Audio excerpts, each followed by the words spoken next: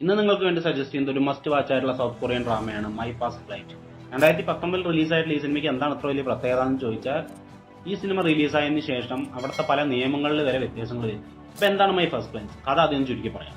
വക്കീൽ പത്രം കഴിഞ്ഞിട്ടുള്ള നമ്മുടെ നായകൻ വേറെ എവിടെയും ജോലി കിട്ടാത്തതുകൊണ്ട് ചൈൽഡ് വെൽഫെയർ സെന്ററിൽ ജോലി ചെയ്യാം. ചൈൽഡ് വെൽഫെയർ സെന്റർ എന്ന് പറഞ്ഞാൽ അറിയാലോ, കുട്ടികൾക്ക് എന്തെങ്കിലും പ്രശ്നങ്ങളുണ്ടെന്ന് പറഞ്ഞാൽ അത് പരിഹരിക്കാൻ വേണ്ടി ഉണ്ടാക്കി വെച്ചിട്ടുള്ള ഒരു നിയമ സമിതി.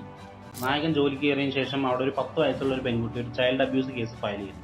ആസ് പെർ റൂൾ നമ്മുടെ നായകൻ അങ്ങോട്ട് പോകും, സംഭവം എന്താണെന്ന് അന്വേഷിക്കും. പക്ഷെ അവിടെ പ്രശ്നങ്ങളൊന്നുമില്ല എന്നുള്ള നിഗമനത്തിൽ കുട്ടികൾക്ക് വല്ല തെറ്റുപറ്റിയതാവാം എന്ന് വിചാരിച്ചിട്ട് തിരിച്ചു വരും.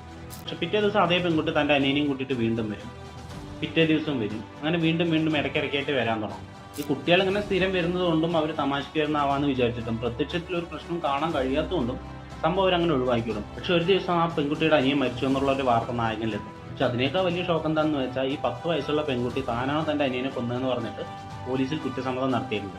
എന്നാൽ സ്ഥിരമായിട്ട് ഈ കുട്ടികളെ കാണുന്ന നായകന് ഈ 10 വയസ്സുള്ള പെൺകുട്ടി ഇത്രത്തോളം സ്നേഹിക്കുന്ന തന്റെ അനിയനെ കൊന്നു എന്നുള്ള കാര്യത്തിൽ സംശയം ഉണ്ടാവുന്നതും, ഇതിന്റെ സത്യാവസ്ഥ അറിയാൻ വക്കീലായിട്ടുള്ള നായകൻ ഈ കേസ് തന്റെ ആദ്യത്തെ കേസായിട്ട് സ്വയം ഏറ്റെടുക്കുന്നതും ശേഷം നടക്കുന്ന സംഭവങ്ങളാണ് ഈ സിനിമയുടെ ഓവറോൾ സ്റ്റോറി. പടത്തിന്റെ ഏറ്റവും വലിയ പോസിറ്റീവ് സിനിമയുടെ കണ്ടന്റ് തന്നെയാണ്. അത്രത്തോളം വലിയൊരു മെസ്സേജ് തരുന്ന ഒരു സിനിമ. അതിനേക്കാൾ ഇതൊരു ട്രൂ സ്റ്റോറിയാണ്. സൗത്ത് കൊറിയയിൽ 10 വയസ്സുള്ള ഒരു കുട്ടി തന്റെ അനിയത്തിനെ കൊന്നു എന്ന് പറഞ്ഞിട്ടുള്ള ഒരു കേസ് ഉണ്ടായിരുന്നു. ആ സംഭവത്തിന്റെ അടിസ്ഥാനത്തിൽ എടുത്തുള്ള ഒരു സിനിമയാണ്. ഈ പടം റിലീസായതിനു ശേഷം ചൈൽഡ് അബ്യൂസിനെതിരായിട്ട് സൗത്ത് കൊറിയയിൽ വലിയൊരു നിയമം തന്നെ നിലവിൽ വന്നു. പിന്നെ ഈ പടത്തിലെ ഏറ്റവും വലിയ പോസിറ്റീവ് എന്ന് പറയുന്നത് ആ കുട്ടികളുടെ പെർഫോമൻസ് ആണ്.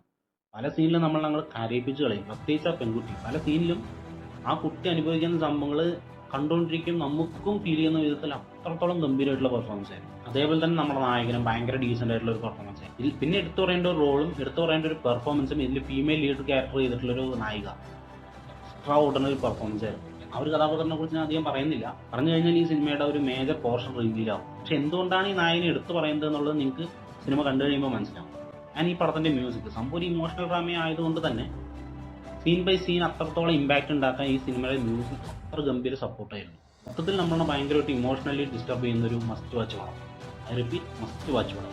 ഉറപ്പായിട്ടും സിനിമ കാണാൻ ശ്രമിക്കുക. കൂടുതൽ സജഷന് വേണ്ടിയിട്ട് എന്നെ ഫോളോ ചെയ്യാൻ മറക്കരുത്. And this is signing off.